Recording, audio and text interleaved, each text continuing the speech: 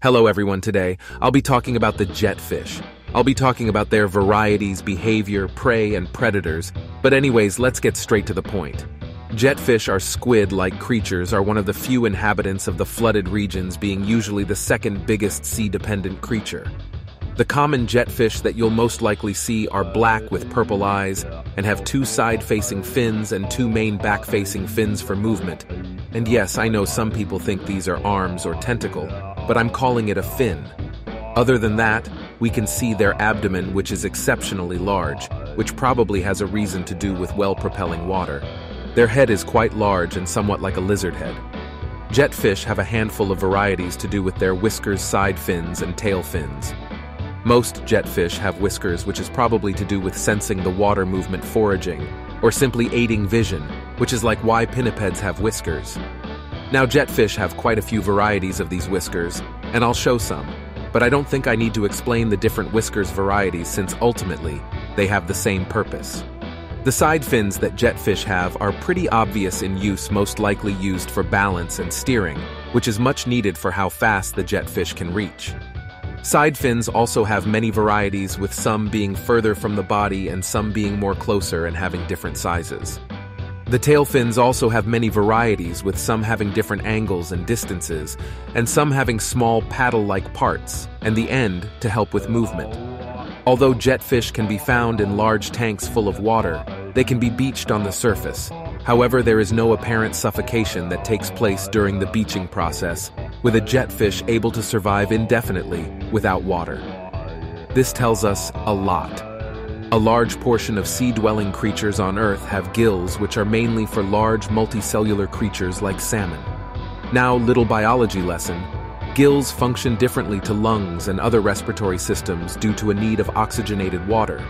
Gills basically filter water for oxygen and then excrete any waste products, say CO2, back into the water. Sound familiar, doesn't it? So what's the deal, you might ask? Well, for one, it's possible it has a respiratory system similar to the armored catfish, in which it's equipped to deal with low oxygenated water by being able to breathe in air from the surface with its stomach organ and releasing extra air through the anus. Sound familiar? Or it's similar to a lungfish, in which they have gills as well as a true lung, allowing them to survive on land for a bit longer than the average fish, well, depending on the species. However, it needs to periodically go to the surface to breathe in air, or it will drown. We can connect this to the jetfish. As jetfish are mainly black, you can't really notice exterior features like the mouth type or protruding areas, which makes it harder to pick up the anatomy. Judging from how jetfish occupy shallow areas or small enclosed spaces, it's uncertain. However, I think they have gills alongside a true lung or an accessory organ, but it's too vague to make any answers. I've heard people saying jetfish are insectivorous, and yes, I'm talking about zombies. However, this is false. In fact, they're more like omnivores. They eat plant-based foods like glowweed and popped bubble fruit. They also eat bat flies along leeches and insect pupa, also known as blue fruit. They'll also eat dead squid cottae, which is quite specific, but I'm not sure why. Actually, if they're able to eat squid cottae, then they must have a mouth capable of tearing through flesh, just not visible. When in water, jetfish transform their tiny eyes with a strange ring-like shape. I'm assuming the middle black area is the pupil and the surrounding purple area the iris, but I'm not completely sure, but the pupil itself can't be visibly seen due to the black coloration of the creature, which gives it a distinct shape of its eye. If you're human, which I hope you are, you'll probably know that your pupils change shape. Pupils change from a few reasons. First is light change, which as jetfish often inhabit water, and some in very dark areas they spend most of their lives underwater, which therefore has less concentrated amount of light. Pupils themselves grow quite big when in dim light, which I believe is how jetfish eyes work. Their eyes are ring-shaped in water to allow more light to enter.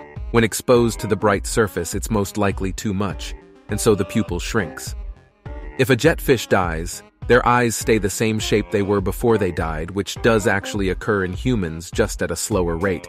But I assume the pupils suddenly stop due to shock in the brain.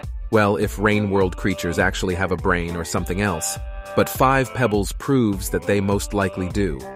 Despite being attuned to the water, they flee from the rain, even in the safe depths of shoreline. On the surface, they can survive the rain, somewhat.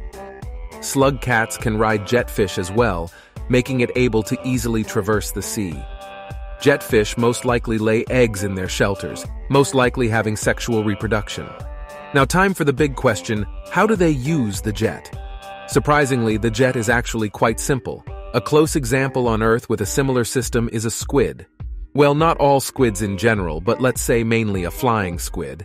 Basically, they have a specialized mantle cavity which sucks in water, then quickly expels the water, which causes a quick propulsion. But since jetfish are much larger than squids, especially as you can compare to the hazers, their propulsion is much more powerful than a simple squid on Earth. And since they have to contend with predators, especially the ones in the sea, this propulsion advantage allows these creatures to easily escape the arms of predators and can more easily access food. Surprisingly, there's also an albino variant of this creature, which is quite unique in Rain World, completely the same, just white with some red areas as well as having red irises. Albinism usually forms in creatures as a mutation. The reason this happens is usually because pigmentation and proper eyesight isn't needed in these conditions. Usually because in a dark area, there's no need to see if your eyes can't see anything, and pigmentation isn't needed because nothing will see it. It's just a waste of resources. Fun fact: since their irises are red, this pretty much tells us that they have red bloodstreams, because since there's no melanin inside the irises which causes the color you see in animals and humans, it instead reflects to blood vessels which in turn are red. Despite its visibly defenseless nature, jetfish have their ways to kill creatures larger than them.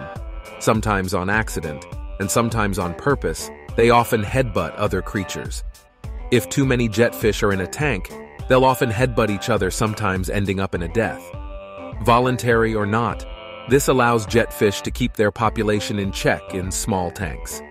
Sometimes they'll often purposely try and drown creatures by knocking them unconscious. However, this seems exclusive to only the slug cat, due to being the only creature with a reputation system aligned with it. There's also this strange phenomenon: when an egg bug dies, the jetfish are attracted to the corpse. Jetfish are completely immune to leeches, and if a slug cat rides one, it'll share this immunity, which I guess is either due to their extreme speed or the leeches being scared of the jetfish, or I suppose a tough skin layer or even slimy layer. Now, jetfish have a reputation system, and it's not well regarded. It's been known that jetfish reputation system was broken, only able to negatively decline, making it that you couldn't help relations with them. But I wondered, does it work after Downpour was released? And my answer, yes. Same situation with every other creature: feed it a gift, and it will gain you reputation points. Funnily, there are some areas with a unique reputation system, which I'll say spoilers for Saint and Artificer and Spearmaster. But here you go. Giving a gift results in a +2 positive on their global relationship with you. The happier they are with you, the less likely they will try to drown you. Anyways, I think I've covered everything about these creatures. Tell me if you see more of this type of video.